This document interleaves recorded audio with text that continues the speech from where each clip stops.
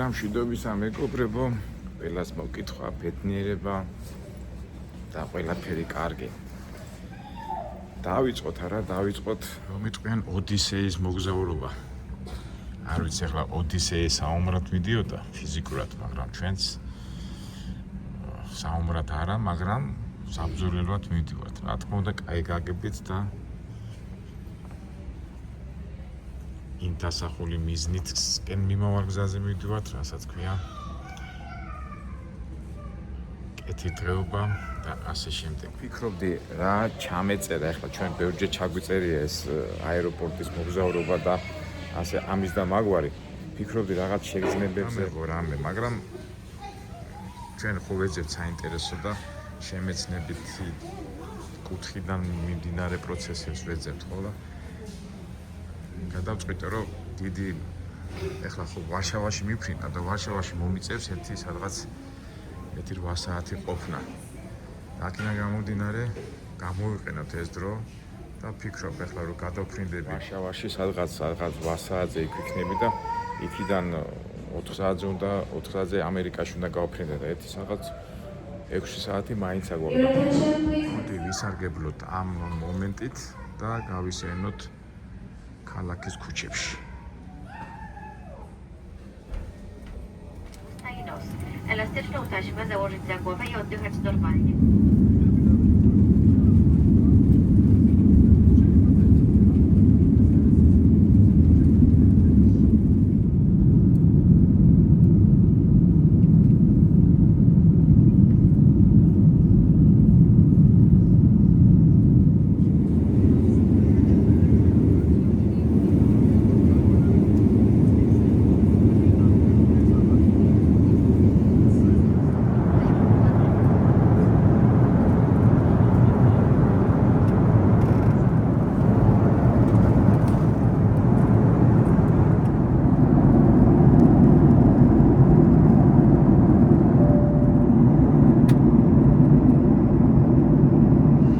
პოლონეთშიც ჩამოვედით. უთრათ ამ თვითმფრინავს.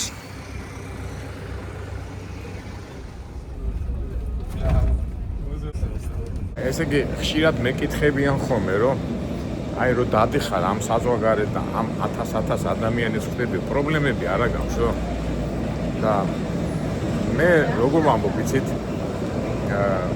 ნამდვილად არა მაქვს პრობლემები, ალბათ იმიტომ რომ მაგარი ვარ და უბრალოდ ბევრს რომ დავდივარ, უბრალოდ ადამიანებს ეხლა რატო არა მაქვს პრობლემა, ესე იგი 85%, 90% ადამიანებს ერთი და იგივე ინტერესები გვაქვს, ხო? ყველას გვინდა სიყვარული, სამსახური, სითბო, სიმშვიდე. ჩემთვის არა აქვს მნიშვნელობაზე შავია, ყვითელია, წითელია. აი ამ კუთხით ვუდგები. რა თქმა უნდა, ახლა განსხვავება არის 20% და გარემოში ცხოვრობს, მაგრამ ფაქტობრივად ყველას ხო ერთი და იგივე ინტერესი გვაქვს. უბრალოდ მან არის ძალიან მარტივი ფორმულა, რომ არ გააღიზიანო და უბრალოდ ჩვენ როგორ ვამბობთ, რომ ის ხაზი არ გადაკვეთო, რასაც ქვია თამაშის წესები. და ფაქტობრივად თამაშის წესები ყველგან ერთია, აეროპორტებიდან გამომდინარე და მე ზოგადად ვამბობდა. თავისთავად ეხლა შენ როდესაც უკვე იმ ქვეყანის ისტორიას წაიკითხავ, ლიტერატურას გაეცნობი, მაშინ ხო უკვე როიტყვიან ჩიტივით ახლა. ადრე ნათქვამი მაქვს თუ არა, მაგრამ ეხლა შეგახსენეთ 25 წლის წინ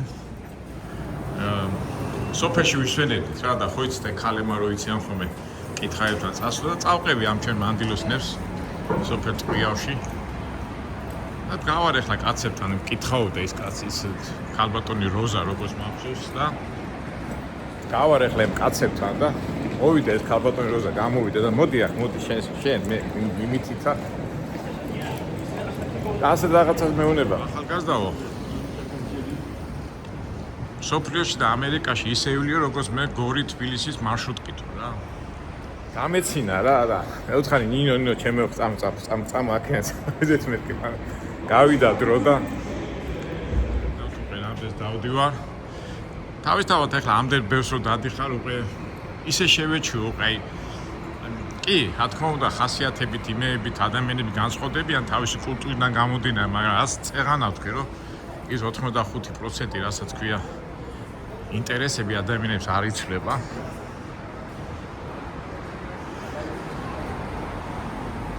ნუ თქვენთან ერთად ეხლა მე ვარშავაში მქონი ერთი არ მახსოვს ერთი 6-7 ჯერ მაინც ვარ ნამყოფი.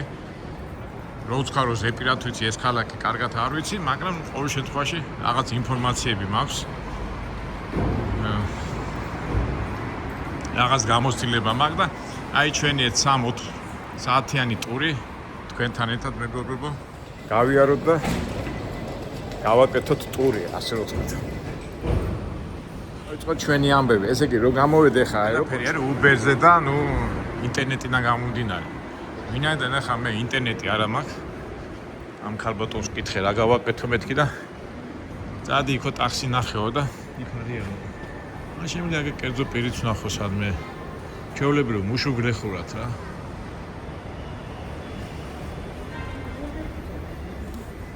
ხედა მერაბ სეფაშვილი გაიჩიტა. ჩვენ მერაბ იმდენად არ გვაწუხებს, ამდენად ეხლა ჩვეულებრივ ტაქსი ვიპოვოთ უნდა. ისა გამეცა. Okay. My friend, I came to take taxi, yeah? For Where cash. do you go? In city center. Okay. How much it will be? I don't know. Yeah, Right by the meter. Okay, he will tell me. Okay, thank you. Pass Sochi გიძეწესა და ნახოთ. ზლოტებია, ზლოტები. ნახე ფასები, ნახეთ. Old City, Old Town, 80 პოლონურისა. ალბათ ეს რა არის, ალბათ პროპარო არის, ეს ცენტრი 66 ზლოტი. ზლოტისკო, ნუ ჩვენ გვინდა Old City. სადღაც 100 ლარამდე მითქა 100 ზლოტამდე დაგვიჯდება. ღირს ჩვენი ტაქსიც მოვიდა. Very much. Old City. Old town. Yeah, Old Town, where is Ratush and historical places. Just I want to just travel in Warsaw. Need to pass. Okay, thank you. This guy get to Beltio. Do you speak in Russian? Is Russia? No. Troszkę. Цота мало, да? Mala. But English, you know English. English little. Little bit. But which better is communication? Polish. Polish. I know Polish. Unfortunately, I don't speak in Polish. Where are you from? I'm from Georgia. Georgia. Gruzia. Grusia, yeah. We know him, da. Good wine. We have good wine. But vodka also, we have good vodka. And dobre jeszcze Gamadjoba. takie placki takie ala pizza takie. Khachapuri. Khachapuri. You know Georgian kids. W Warszawie jest You have Georgian restaurant. restaurant w Gruzji. I can find in Jurek in center of city. Jurek, Żurek, jest. with bread. Jest sklepem, no? In the old city I can find, yeah, this restaurant where I can eat Jurek. Jurek მეგობრებო არის პოლონეთის ნაციონალური საჭმელი.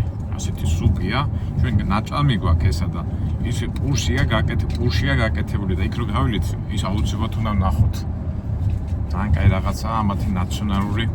აი ხო ხედავ ხაჭაპური ვიციო, ღვინო ვიციო, აღარ მითხრა პოლონელმა ადამიანმა. Georgian people here? No. Because I know many taxi drivers Georgia, no? Bolt Uber. Just only Uber, yeah. Okay. Dangerous people. Who? Georgians? Really? Is very Emotion. No, Georgian people is okay. You know, they are very emotion people, you know, and sometimes What is your name? მარჩელმა გვეუბნება რომ ქართველები საშიში ხალხიაო და რატომ მეთქი და რო ჩხუბობენო დანას იძრობენო. მეთქი არა მეთქი გამურიცხულია ეტყობა. მაინც ჩვენი ხასიათი ჩანსაკა და. Like with Georgia, you have communication with Georgian people and some conflict? Why you told that Georgian people is very angry and stuff? Почему вы сказали, что грузины такие злые? Но нажёмани пользуются. Грузины злые. Yeah, you told me just what Georgian is emotion people. Guzi na Uber i Bolt, No, you told me that Georgian people is dangerous people. dangerous people, men. Men, yeah, no women. Driving in Warsaw, Uber Bolt. No, but you told me that Georgian people is dangerous. You told me. Dangerous in Warsaw. In Warsaw. დადებითი ემოციით ვართ ახლა ამ ქალაქში მოსვლიდან. ამაინდა-მაინც უზენდო ვილაპარაკოთ, არა მეგობრო, მოდი ამაზე შევიშვიდოთ. სანამ მივართ იმ ცენტრში, მაინც გადავხედოთ ეს ვარშავის ქუჩებს, წარმოუდგენელ რომ შეგვექნას. დავისთავად მე იქ რომ მივარ, უფრო მოვყვები წყნარად. ახ მაინც მსხურს ვილაპარაკები რაღაცებს და შენობებს რო ხედავთ და ახლა გავივლით ახლა შენობებს, ეს ფაქტურად მეორე მსოფლიო ომის დროს ვარშავა გადაბუგული იყო რა. ზოგადად ახლა ეს ყველაფერი 45 წლის შემდეგ არის აღდგენილი, ახლა ცოტა გავიდეთ იქით. შენობებს რო უყურებ ეს არ არის, ეს კომუნისტების დროს ეს ეტყობა თანამედროვე შენობებია. კომუნისტური დროს აშენებული ეტყობა კიდევაც. შედარებით ახლა საბჭოთა კავშირში იყო იმას კი ჯობდა, მაგრამ ეს არ არის კომუნისტების დროს აშენებული შენობები, ეს უფრო თანამედროვე დროა. სახლები იყო ჩვენ რო ხრუშოვკას ეძახით, ეს იყო საბჭოთა პერიოდში, პოლონეთი რო სოციალისტური გავლენის ქვეშ იყო იმ პერიოდში აშენებული. მაგრამ მაინც კოხტა იყო. ყოველთვის მე საბჭოთა პერიოდში ნამყოფი ვარ ვარშავაში და ყოველთვის მაინც ჯობდა სისუფთავით და სიკოხტავით. ეს მემორიალია ომში დაღუპულთა, მეორე მსოფლიო ომში დაღუპულთა მემორიალი. ვითელ ფერებშია ჩაფრული, შემოდგომის ფერებში. მაგეთ დავიკითხე სამედიცინო ინსტიტუტი ყოფილა ეს შენობა. ვარშავაში გზები ძალიან ფართოა, იმიტომ რომ წეღანაც 85% დანგრეული იყო მისი ვარშავის მეორე მსოფლიო ომის შემდეგ და მერე რომ აღადგინეს, უკვე დაგეგმარებით და არქიტექტურული გადაწყვეტილებებით გზები საკმაოდ ფართოა. ეს როგორც აი ჩვენთან ახლა რუსთავიც ხო მეორე მსოფლიო ომის შემდეგ აშენდა და რა მოხერხებული ახლა თბილისთან შედაებით, თბილისი მაინც ძველი ქალაქია და ვიწრო ქუჩებია და აქ საერთოდ ზოგადად აღდგენილი ქალაქები ყოველთვის უფრო მოხერხებულია. გაითვალისწინებენ არქიტექტურულ დანიშნულებებს და ავტომობილის მოძრაობის მთელ თეორიებს უკვე კარგად გამოდის ხოლმე რა. ფაქტობრივად ეს ყველაფერი არის ახალი აშენებული, არაფერი არ არის ძველი. ასე ვთქვათ 50 მეორე მსოფლიო ომი როდის დამთავრდა, ხო, 70 წელი ხო გავიდა და 70 წლის შენობები, ასე რომ ვთქვათ. ყველაფერი ნატურალურად, ბუნებრივად, არა მეგობრებო. ფაქტობრივად ჩვენ ახლა ვიმყოფებით, ასე ვთქვათ, თანამედროვე ვარშავაში. უფრო სოციალისტური პერიოდის ვარშავაში. ახლა მოსკოვთან და ლენინგრადთან შედარებით, ახლა ეს ყოველთვის კოხტა და სუფთა იყო. და დღემდე ინარჩუნებენ ამ სიკოხტავს, მაინც ევროპაა რა.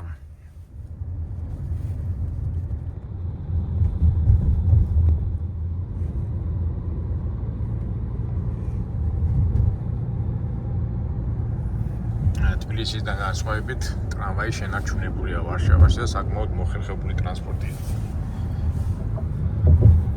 ეს მახსოვს ეს სტალინის პერიოდის სტილის არქიტექტურა, ეს გონი როგორც ვიცი მერია ვარშავის. It's a city hall, yeah? It's Palace Kultur, like Moscow. Yeah, like it's a style, yeah, Soviet style. Stalin style, yeah. Stalin. Yeah. Stalin in Georgia. Yeah, Stalin is Georgian, yeah, Gruzin, да.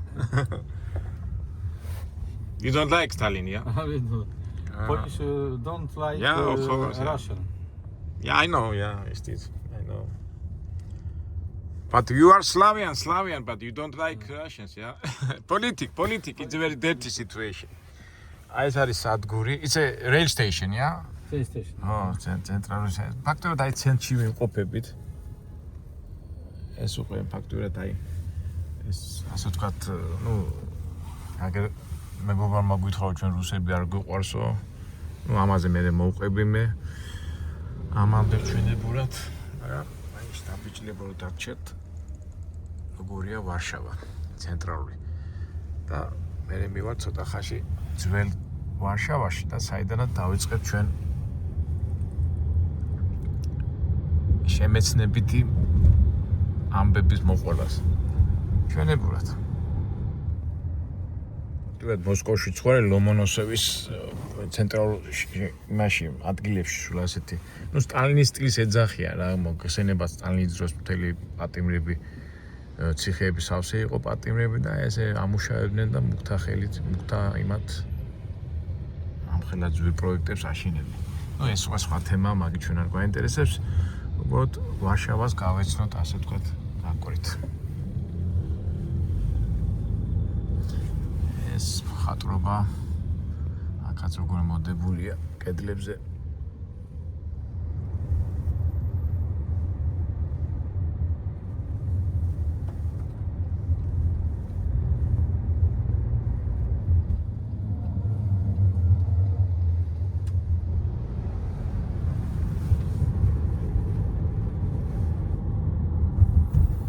მაინც აი დაგეგმარებას ამხელა მნიშვნელობა აქვს რა.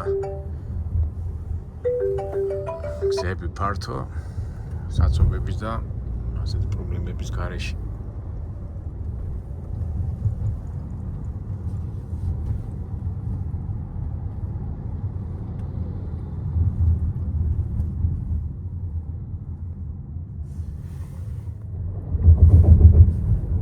ძველ რაიონში მოვედეთ, ხო?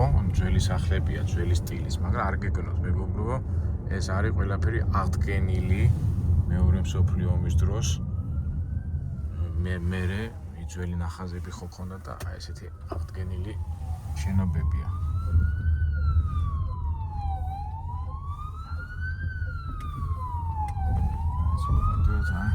ეს იოანე პაპი ხო ყავდა თამათად ყო ეს ძველი ეკლესია ეს გადარჩენილი არ ვიცი აღდგენილია თუ არა, მაგრამ ფაქტია რომ it's an old city, yeah? Yes. პოლიცია მოდის, ხო. ცოტა უახლოვდებით ძველ ქალაქს. მახსოვს კარგად განხოიცით ყოველთვის გამეორება საჭირო. ასე პირდაპირ ხო, აი ეს ძველი ქალაქია კი, მოვედით. აი ყველაფერი აღდგენილია, აი წარმოვიდგინეთ ახლა ეს სასტუმროა. მე ამ სასტუმროში დამყოფი ვარ ხო, მე გამახსენდა. ეს Polish president palace. პოლიციის დეპარტამენტია. ირაზე და აქტიურად აი სადღაც ჩამოვათ ალბათ და შეიძლება დაგვარად დავათვალიერებთ. რა დილარო არის, ბევრი ხალხი არ არის. სამწუხაროდ ბევრი რაღაცა ვერ გადავიკითხე, მაგრამ მახსოვრები და მახსოვს და იმედია რაღაც საინტერესო რაღაცებსაც შეიძლება დაგვარად მოგიყვებით. თან გადავავლოთ კაფეებს, საჩუქრია ჟურეკი მივირთვათ. მან ჯერ ადრია ნახოთ. გავიდეთ ძველ ადგილას.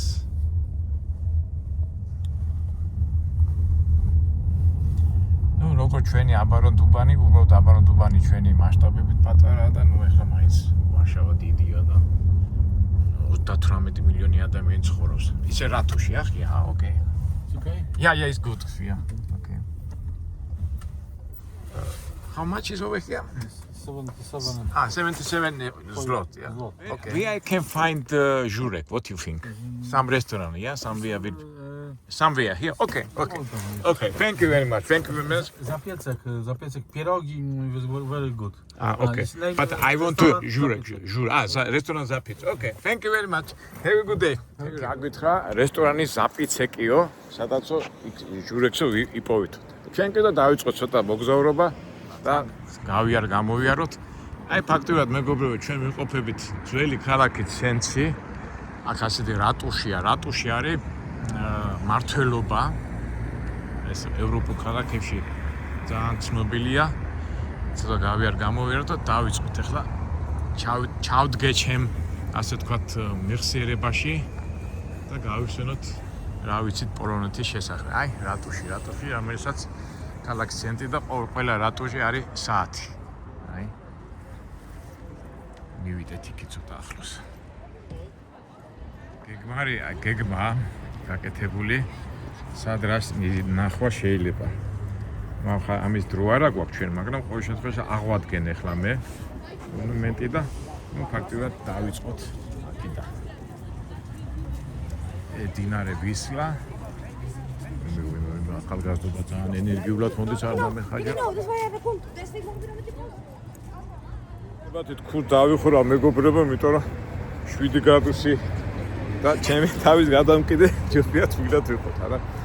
დავიწყოთ, ეხლა მე დავიწყებ სიარულს და თან პატარა რაღაცასაც მოვყვები. დინარე ვისლა, არ ვიცი. და ეს არის მეფის სასახლეა. შემეშალა, რატოში აქეთ არის?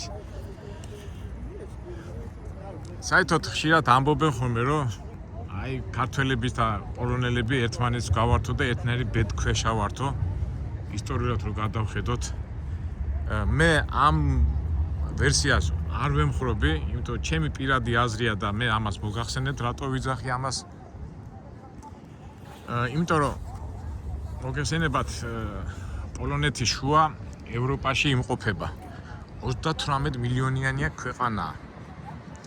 და ფაქტობრივად მაგათ ისტორიას რო გადახედო, სულ იბძვიან დამოუკიდებლობისათვის. ძალიან მებრძოლი ხალხია. ასე ვთქვათ, მოგეხსენებათ, პოლონელები სლავები არიან, როგორც რუსები, ბელორუსები და უკრაინელები და თქვენ თუ გახსოვთ ისტორიულად სლავები ძალიან ისეთი კაცრი ხალხი იყო, აი ისტორია ძალიან დაუნდობლები, იმდენად დაუნდობლები, რომ აი რო წაიკითხოთ გული გაგისკდებათ. მაგრამ მოგეხსენებათ, როგორც სახელმწიფო პოლონეთი შეიქმნა საკაც 950 წელს, არ მახსოვს ზუსტად ასე მეშოკი ერქვა იმ ადამიანს, რომელმაც შეძლო ამ სლავური ტომების გაერთიანება. პარალელურად მოგეხსენებათ, თვითონ რუსებმაც შექმნეს სახელმწიფო. კიევის რუსეთში ხო, ვლადიმერი იყო.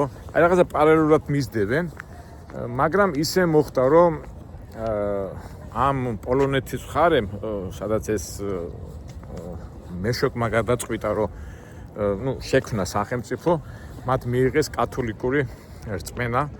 უпроსოდ მართლაც თავიდან ქრისტიანები კი გახდნენ, მაგრამ მე-11 საუკუნეში მოიყვნენ და რუსეთის მხარე მართლმადიდებლობაზე დარჩა და ეს მხარე კათოლიკური მიმდინარეობის მიმართულება აერჩიეს.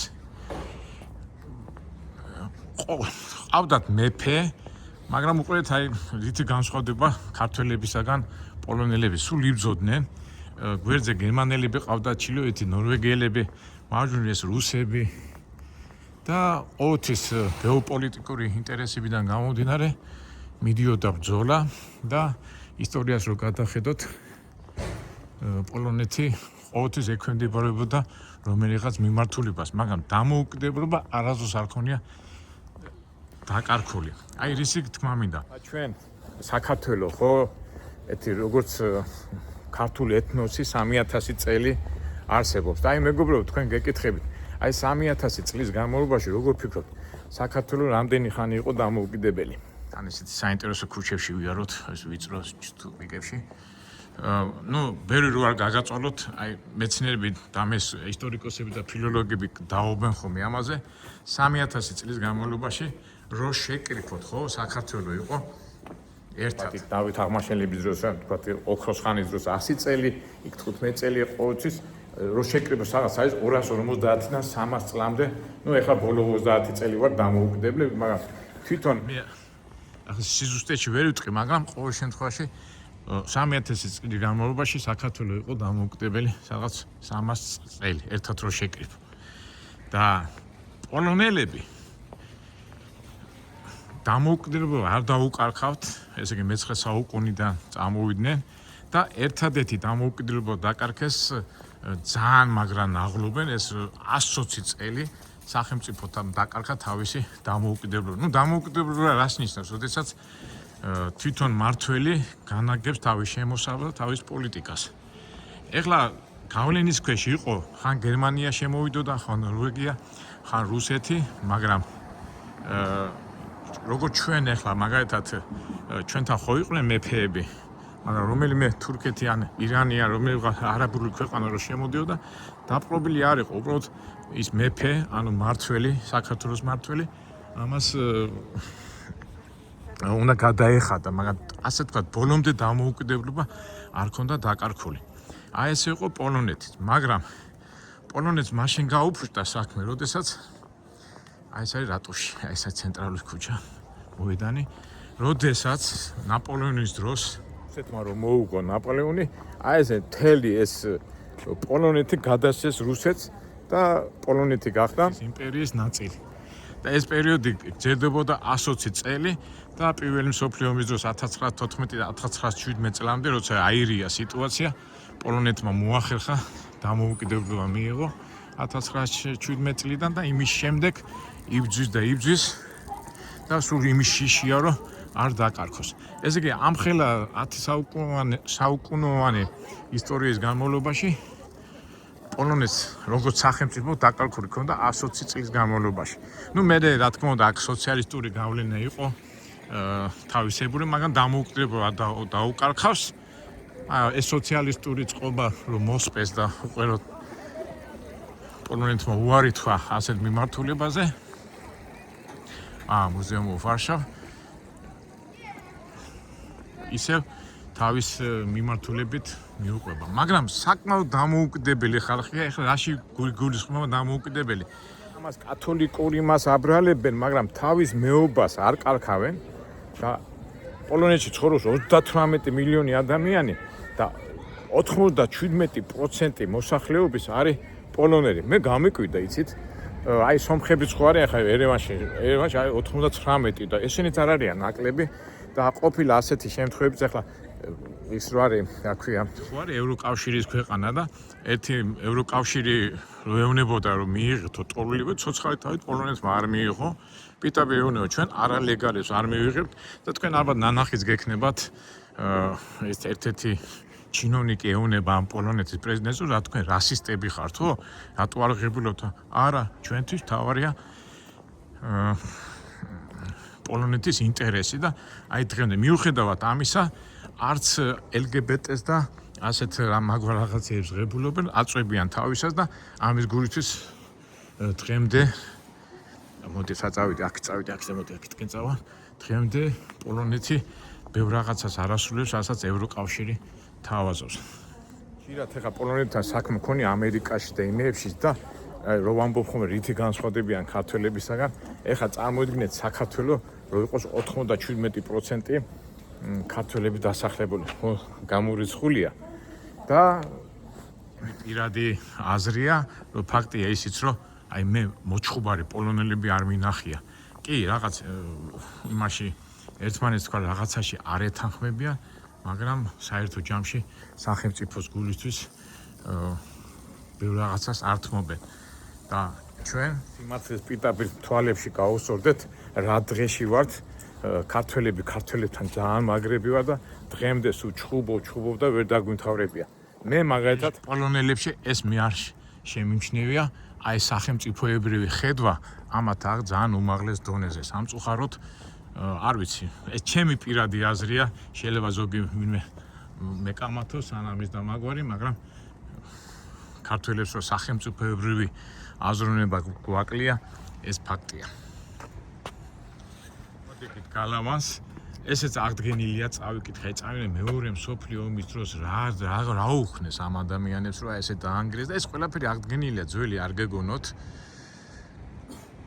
და აი ეს ღობეთ როგორ ვთქვათ, ეს გალავანიც აღდგენილია.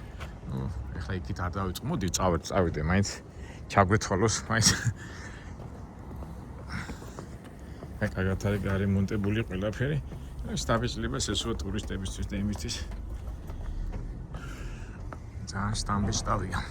ეხლა ტურისტები რომ მომყავს ხოლმე, ნარიყალაზე აყვავს ხოლმე და იქიდან გადავახედებ ხოლმე და ეს არის მებრძოლი. ნუ გალავანი იმისთვის იყო, ქალაქს იცავდნენ, ხო? მე თავით ეხლა ეს ძველი ქალაქი იყო და ალბათ მე რო გაიზარდა იქით იყო და აქიდან მტერს ებრძოდნენ. ხშირად ვამბობ ხოლმე ქართველები კი, მაგრამ რაოდენობასაც ხომ დიდი ნიშნობა. ჩვენ ქართველები დიდი 5 მილიონი, 4 მილიონი და ეს 38 მილიონი მოსახლეობით ქვეყანაა და გვერდზე გერმანია ყავს, აქეთ ჩეხეთი, აქეთ და უფრო განვითარებული და უფრო ქრისტიანული მიმართულების თან ქონდა საქმე და აქედან გამომდინარე ისეთი სისასტიკეები არ ხდებოდა როგორც ახლა ჩვენთან. თუმცა მაინც რუსეთთან გადამყიდე და სამწუხაროდ რუსეთს რო ახასიათებს ეს რომ აგერ უკრაინა ერთი ჯიში, ფაქტობრივად სლავები არიან ერთი ჯიშის, ერთი წამსის ხალხია, მაგრამ ნუ რა დღეში არიან ეს ფაქტია. ხედავთ ამ შემოტევებისა და ასეთი გეოპოლიტიკური სიტუაციის გამო პოლონეთში პანები, მეფე და ეს შენარჩუნებული იყო და ეს კულტურა აქვთ. ნუ ბოლოს და ბოლოს მაინც ეხლა რა არის ევროპა, იმიტომ კი ავიძახე ახლა აზიას თავისი კულტურა აქვს და თავისი ის აქვს, მაგრამ აი ეს სახელმწიფოებრივი მართლა სახელმწიფოებრივი გრძნობა დონეზეა რა. სოციალისტურმა წყობამაც იმოქმედა ეკონომიკურ მდგომარეობა, მაგრამ მაინც გამოვიდნენ და მე მახსოვს საბჭოთა კავშირი დაინგრა და ხომ ის მიმული იყო, საბჭოთა ძალიან დიდი პრობლემები იყო პოლონეთში ეკონომიური, მაგრამ აი მონდომებით მე ახალგაზრდობა წავიდა უცხოეთში, ეს ახალგაზრდობა უკან დაბრუნდა ფაქტობრივად პოლონური დიასპორა ყველგან არის ამერიკაში, ნუ ძირითადად ინგლისში, მაგრამ ახალგაზრდობა ბრუნდება და ანვითარებენ თავიანთ ქვეყანას, იმიტომ რომ იციან რომ ის ამათი ქვეყანაა და ყველაფერი უნდა გააკეთონ, რომ ქვეყანა მაღალ დონეზე მივიდეს, მიაწვნენ ასე თქვა თანამედროვე როგორ გითხრათ ონლაინის და თანამედროვე ტექნოლოგიას და მე არც კი ვიცოდი მე რო გადავხედე ესე იგი თამაშები და ისე თუმე ამათი შექმნილი ყოფილა, მაგრამ ამჟამად უკვე ეკონომიურად იმდენად არიან აქაჩულები, აი რამდენი ქართველი მოდის და იმდენი საშუალება აქვს რომ უკვე მუშახელი მიიღონ, მაგრამ არავით არის საბუთები, არავით არის პროსტა იმუშავე წადი. ამ პოლიტიკის გამო ევროკავშირი ძალიან ეწინააღმდეგება პოლონეთს და სხვათა შორის არც ერთი ტერორისტული აქტი ბოლო 30 წელში პოლონეთში არ მოხდა რა და მიზეზი რატო? იმიტომ რომ პოლონელები პიტაპირ ამბობენ, ჩვენ არ გვინდა უჯიშო ბოდიში ცოტა ის უხეშად ვამბობ, უცხო ადამიანები, ჩვენ გვინდა პოლონელები, ჩვენ გვინდა პოლონური სახელმწიფო, კი, მობძანდით ეს თუნდაც ჩვენ ცხოვრებას, ისა ჩვენ რა ქვია მას ქვეყანას, მაგრამ აქ ცხოვრება და დახმარება და არა. აი ესეთი პოლიტიკას აწვევიან და აი დღემდე გუშინაც გონი გამოვიდა ეს პრემიერ-მინისტრი და ძალიან დიდი პრობლემები აქვს ევროკავშირთან. ეხლა ისეთი თემა ამ იმაში არ ჩავტყდები, მაგრამ პოლონეთი თავის იდენტობას და თავის ხასიათს არ კარგავს და რა ვიცი, მე სამაგალითოდ მიმაჩნია და აი ამაში უნდა ვიყოთ ჩვენ ქართველები. თუმცა ქართველები ცოტა უფრო რა თქმა უნდა მე იმას კი არ ვიძახი, ეს ცუდია, ეს ტოლერანტობა და ეს, მაგრამ გადამეტებელი და უზომო ტოლერანტობა არის დამღუპელი.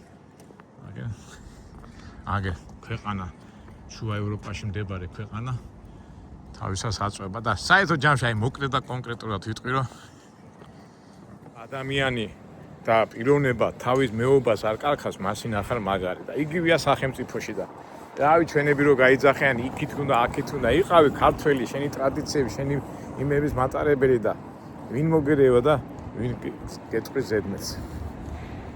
რავი, აი მაინც პოლიტიკაში გადავიდი, მაგრამ რეალობაა. აგერ ნახე რაღაცა რესტორანია, ნახეთ. აი ამაზე ვიძახდით მეგობრებო, აი ეს არის ჟურეკი, რომელიც პურის იმაშია ჩადებული. აი ესეთი ცოტა გავიარო და მე მოვიდეთ აქ, აი აგე წერია ჟურეკ traditional Polish soup in bread. აი ეს უნდა მოვსინჯოთ, მაგამდე ჩვენ გავიაროთ. ტაქსიც ვარ მომითხრა, პიეროგი, აგერ ყოფილა ეს რესტორანი. ვა, ზუსტად აი მაინც როგორ გვიმართეს ყველაფერში რა. სრულად შემთხვევით მოვიდი, ახლა რა ვიცოდი და აი ხო ამ რესტორანზე მითხრა იმა, პიეროგში მოდიო და ჟურეკს გაგიკეთება. მეგობრებო, ახლა საწავიდეთ, უკვე ფაქტობრივად როცა რა გვაქვს, დილა გვაქვს და მოდი გავსინჯოთ ჩვენი ჟურეკი თუ სხვა რაღაცა მოუყვე. მე პირადად პოლონეთის საიდან გავიცანი, გახსოვთ მიცკევიჩის ქუჩა გვაქვს ჩვენ საბურთალოზე და დამაინტერესა ვინ იყო მიცკევიჩი, ეს არის ცნობილი პოლონელი პოეტი, მაგრამ მე ცოტა ვერ გავიგე პოეტური ენა, ხო იცი, მაინც სხვანაირია. უყე სენკევიჩი და სენკევიჩი უყე დონია, ეს არის ნობელის პრემიის ლაურეატი,